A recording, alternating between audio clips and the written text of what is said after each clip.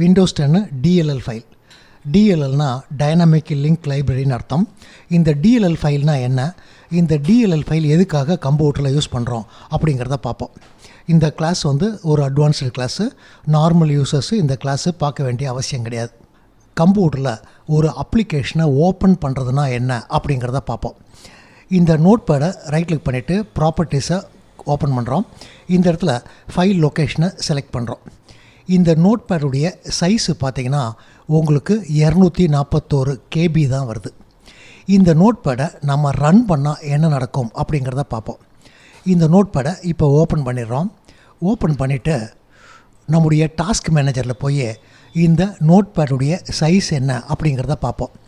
Task மேனேஜரில் இந்த நோட்பேடுடைய size பார்த்திங்கன்னா 1.8 MB வருது. இது KB, இது MB. இது ரெண்டுக்கும் என்ன வித்தியாசம் அப்படிங்கிறத பாருங்கள். இது ஹார்ட் டிஸ்கில் ஃபைல் இருக்கும்போது அதனுடைய சைஸு 241. அதுவே நம்ம அந்த ஃபைலை ஓப்பன் பண்ணோம்னா அந்த ஃபைலுடைய சைஸு நமக்கு 1.8 MB. 1.8 MBனா 1800 KB.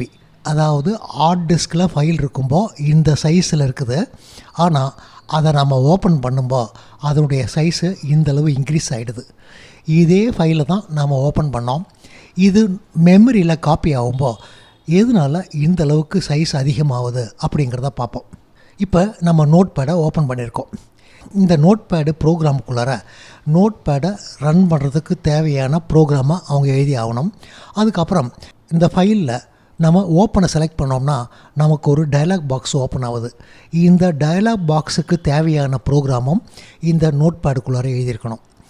இதே மாதிரி நமக்கு ஒரு அப்ளிகேஷனில் நிறையா டயலாக் பாக்ஸ் ஓப்பன் ஆகும். ஒரு உதாரணத்துக்கு save dialog box, save as dialog box இந்த மாதிரி ஓப்பன் ஆகும். இந்த நோட்பேடுக்குள்ளார அவங்க ப்ரோக்ராம் எழுதும்போது நோட்பேடுடைய ப்ரோக்ராமை ப்ளஸ்ஸு இந்த மாதிரி டயலாக் பாக்ஸினுடைய ப்ரோக்ராமெல்லாம் எழுதுனாங்கன்னா இந்த நோட்பேடுடைய சைஸு அவங்களுக்கு இன்க்ரீஸ் ஆகிடும். காரணம் என்னென்னா இந்த வேர்ட்பேடை ஓப்பன் பண்ணுறோம். இந்த வேர்ட்பேடை ஓப்பன் பண்ணாலும் நமக்கு ஃபைலில் ஓப்பன் அப்படிங்கிறத செலக்ட் பண்ணோம்னா நமக்கு பார்த்திங்கன்னா ரெண்டுமே ஒரே மாதிரி டயலாக் பாக்ஸ் தான் ஓப்பன் ஆகுது. இப்போ மைக்ரோசாஃப்ட்டுக்கு என்ன பிரச்சனை வருதுன்னா இந்த வேர்டுக்கு ப்ரோக்ராம் எழுதும்போது அதுக்குள்ளார இந்த ஓப்பன் பாக்ஸை எழுதணும். நோட்பேடுக்கு ப்ரோக்ராம் எழுதும்போது அதுக்குள்ளார இந்த ஓப்பன் பாக்ஸை எழுதணும். இந்த மாதிரி ஒவ்வொரு ப்ரோக்ராமுக்குள்ளாரையும் ஓப்பன் பாக்ஸு, சேவ் பாக்ஸு, அதுக்கு தேவையான ப்ரோக்ராம் எல்லாம் எழுதுனா இந்த ப்ரோக்ராமுடைய சைஸ் அதிகமாகிடும். இந்த 2 பாக்ஸுமே சேம் டயலாக் பாக்ஸு. அதனால் அவங்க என்ன பண்ணுறாங்கன்னா இந்த பாக்ஸுக்கு தனியாக ஒரு ப்ரோக்ராம் எழுதிக்குவாங்க.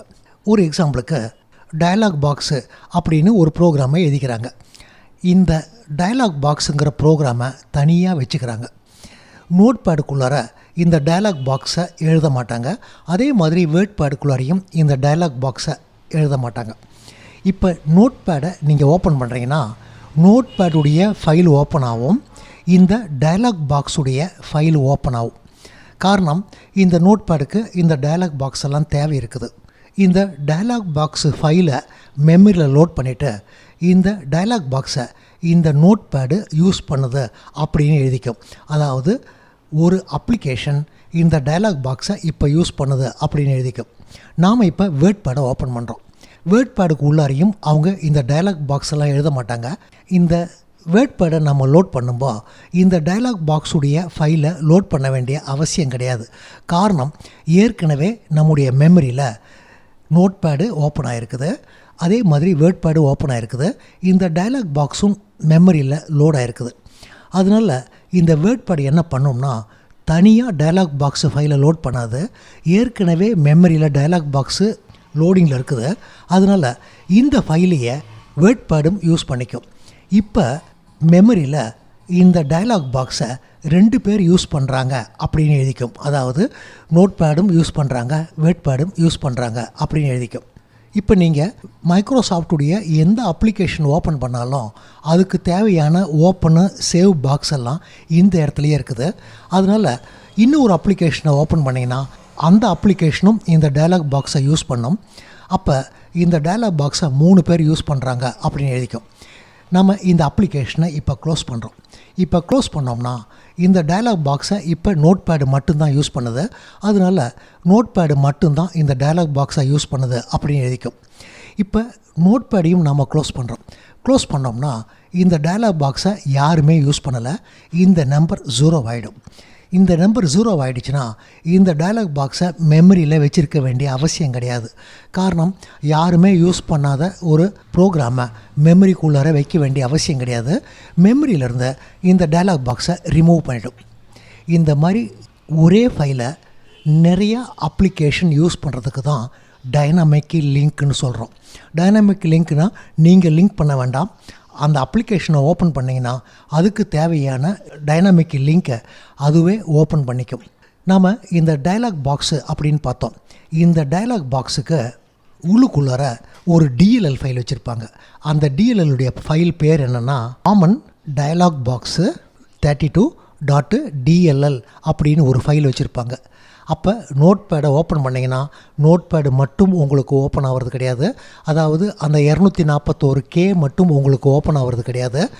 அதுக்கு கூட இந்த நோட் பேடுக்கு தேவையான நிறைய DLL ஓப்பன் ஆகும். நாம் ஒரு எக்ஸாம்பிளுக்கு ஒரே ஒரு DLL மட்டும்தான் பார்த்துருக்கோம். இந்த மாதிரி நிறைய DLL ஓப்பன் ஆகும். அதனால் மெமரியில் போய் இந்த நோட் பேடுடைய சைஸ் என்ன அப்படின்னு பார்த்தோம்னா நோட் பேடு சைஸு 241K தான். அதை மட்டும் உங்களுக்கு காட்டாது. இந்த நோட் பேடு எத்தனை DLL ஃபைலை லோட் பண்ணியிருக்குது அப்படிங்கிறத பார்த்து உங்கள் மெமரியில் 1800 கிலோபைட்டு லோட் ஆகிருக்குது அப்படிங்கிற இன்ஃபர்மேஷன் காட்டுது. இந்த DLLை நம்ம சிம்பிளாக வேறு வகையில் பார்ப்போம். ஒரு எக்ஸாம்பிளுக்கு நம்ம இந்த ஐக்கானை ரைட் கிளிக் பண்ணிவிட்டு ப்ராப்பர்ட்டிஸில் போய் சேஞ்ச் ஐக்கானை செலக்ட் பண்ணுறோம். இங்கே பார்த்தீங்கன்னா ஷெல்லு DLL அப்படிங்கிற ஒரு ஃபைல் தான் ரன் ஆகுது. இந்த ஃபைலுக்குள்ளார நிறைய ஐக்கான் வச்சுருக்காங்க. இந்த ஃபைலை தான் அவங்க ஸ்டார்ட் அப்பில் ஆன் பண்ணிடுறாங்க. நம்ம ஏற்கனவே பார்த்தோம், காமன் ஸ்டார்ட் அப்பு ப்ரோக்ராமில் பார்த்தீங்கன்னா உங்களுக்கு இந்த ஃபைலை அவங்க ரன் பண்ணுவாங்க. இதில் வியூவில் சிஸ்டம் ஃபைல்ஸ் எல்லாம் காட்டு அப்படின்னு சொல்லிட்டு பார்த்தோம்னா இந்த இடத்துல டெஸ்க்டாப்பு அப்படிங்கிறது இருக்குது. இதை நம்ம எடிட் பண்ணோம்னா இந்த ஷெல் DLL ரன் பண்ணுறாங்க.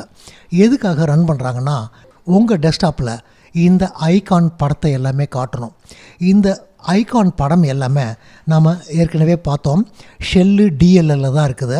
இந்த ஷெல்லு DLL ஓப்பன் பண்ணிட்டாங்கன்னா இதில் இருக்கக்கூடிய படத்தை தான் உங்களுக்கு எல்லா ஐகானுக்கும் அது யூஸ் பண்ணிக்குது.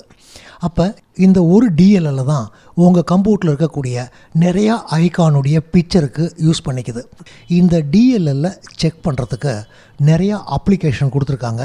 இந்த மாதிரி அப்ளிகேஷன்லாம் நீங்கள் மைக்ரோசாஃப்ட் சைட்லேருந்து தான் டவுன்லோடு பண்ணணும். அது மாதிரி ஒரு அப்ளிகேஷனை டவுன்லோடு பண்ணியிருக்கோம். அதாவது டிபெண்டன்சியை செக் பண்ணுறதுக்கு டவுன்லோடு பண்ணியிருக்கோம். இந்த ஜிப் ஃபைலை ஓப்பன் பண்ணிவிட்டு ரன்னை செலக்ட் பண்ணுறோம். ரன்னை செலக்ட் பண்ணோம்னா நமக்கு டிபெண்டன்சி வாக்கர் அப்படிங்கிற ஒரு அப்ளிகேஷன் ஓப்பன் ஆகும். இப்போ ஃபைலை கிளிக் பண்ணிவிட்டு ஓப்பனை கிளிக் பண்ணுறோம். நம்ம கம்ப்யூட்டரில் நோட் பேடை நம்ம இங்கே ஓப்பன் பண்ணோம். இந்த இடத்துல விண்டோஸ் ப்ரோக்ராமில் நோட் பேடை செலக்ட் பண்ணிவிட்டு ஓப்பன் கொடுத்தோம்னா இந்த அப்ளிகேஷன் நோட் பேடு என்னெல்லாம் DLL ஃபைலை ஓப்பன் பண்ணுது அப்படிங்கிற இன்ஃபர்மேஷன் காட்டும். இந்த மாதிரி அப்ளிகேஷன்லாம் நீங்கள் தேர்ட் பார்ட்டி சைட்லேருந்து டவுன்லோடு பண்ணக்கூடாது. மைக்ரோசாஃப்ட் சைட்லேருந்து தான் டவுன்லோடு பண்ணணும். இப்போ நம்ம இந்த நோட் பேடுடைய டிபெண்டன்சினா இந்த நோட் பேடு ஒர்க் பண்ணுறதுக்கு என்னெல்லாம் தேவை அப்படிங்கிறத பார்க்குறோம். அப்படி பார்த்தோன்னா இந்த நோட் பேடு இந்த இடத்துல பார்த்தாலே உங்களுக்கு 5 DLL ஃபைலை ஓப்பன் பண்ணுது. கீழே பார்த்தா ஒரு 7 DLL ஓப்பன் பண்ணுது.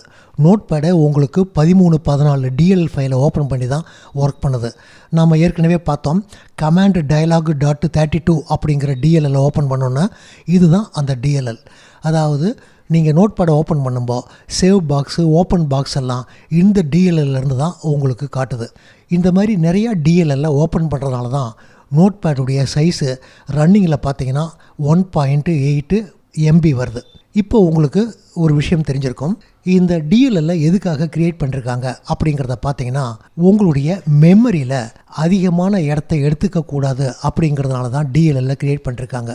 காரணம், நோட்பேடு தனியாக ஒரு டயலாக் பாக்ஸை மெமரியில் ஆட் பண்ணுது, வேர்ட்பேடு டயலாக் பாக்ஸ் ஆட் பண்ணுது. இந்த மாதிரி தனித்தனியாக ஆட் பண்ணிச்சுன்னா மெமரியில் அதிகமான இடத்த எடுத்துக்கும். அதனால் ஒரே டயலாக் பாக்ஸை எல்லா அப்ளிகேஷனும் யூஸ் பண்ணுறதுனால உங்களுக்கு மெமரியில் அந்த ஒரு டயலாக் பாக்ஸை ஒரு தடவை லோட் பண்ணால் போதும். அதே மாதிரி ஹார்ட் டிஸ்க்லேயும் பார்த்தீங்கன்னா நோட்பேடுக்கு 241Kல அவங்க ப்ரோக்ராமை க்ரியேட் பண்ணிட்டாங்க. தனித்தனியாக DLL வச்சுக்கிட்டாங்க. ஏன்னா இந்த DLL நோட்பேடு மட்டும் யூஸ் பண்ணலை, எல்லா அப்ளிகேஷனும் யூஸ் பண்ணுது. அப்போ ஹார்ட் டிஸ்க்லேயும் உங்களுக்கு இடம் மிச்சமாகும். காரணம், ஒரு அப்ளிகேஷனை க்ரியேட் பண்ணுறாங்கன்னா அந்த அப்ளிகேஷனுக்கு தேவையான ப்ரோக்ராமை மட்டும் அதில் எழுதினா போதும். அதுக்கு தேவையான சப்போர்ட்டிங் ஃபைலை தேவைக்கு நம்ம லோட் பண்ணிக்கலாம். இப்போ நமக்கு ஒரு விஷயம் புரிஞ்சிருக்கும். அதாவது ஒரு ஃபைல் க்ளோஸில் இருக்குதுன்னா அதனுடைய சைஸு ரொம்ப கம்மியாக இருக்கும். அது ஹார்ட் டிஸ்கில் இருக்கக்கூடிய ஃபைலு. அந்த ஃபைலை நம்ம ஓப்பன் பண்ணோம்னா அதனுடைய சைஸு ரொம்ப அதிகமாக இருக்கும். அது நம்முடைய மெமரியில் இருக்கக்கூடியது. அப்போ நோட்பேடு க்ளோஸில் இருக்குதுன்னா ஹார்ட் டிஸ்கில் இருக்குதுன்னு அர்த்தம், ஓப்பனில் இருக்குதுன்னா அது மெமரியில் இருக்குதுன்னு அர்த்தம். நாம் DLL ஃபைலை பற்றி சிம்பிளாக பார்த்துருக்கோம். இந்த DLL ஃபைலுங்கிறது ஒரு பெரிய சாப்டரு. அதில் இருக்கக்கூடிய ஆப்ஷன்ஸு எல்லாத்தையும் நடத்த முடியாது. DLL ஃபைலில் நிறையா ப்ராப்ளம் வர்றதுக்கான சந்தர்ப்பம் உண்டு. ஒரு அப்ளிகேஷனை ரன் பண்ணுறீங்க, ஒரு DLL ஃபைல் மிஸ்ஸிங்னா எந்த DLL மிஸ்ஸிங்கு அப்படிங்கிறத உங்களுக்கு கண்டுபிடிக்க தெரியணும். அதுக்கு மைக்ரோசாஃப்ட்டில் நிறைய டூல்ஸ் கொடுத்துருக்காங்க. நமக்கு டைம் கிடைச்சதுன்னா அதை பற்றியெல்லாம் ஃப்யூச்சர் கிளாஸில் பார்ப்போம். தேங்க்யூ.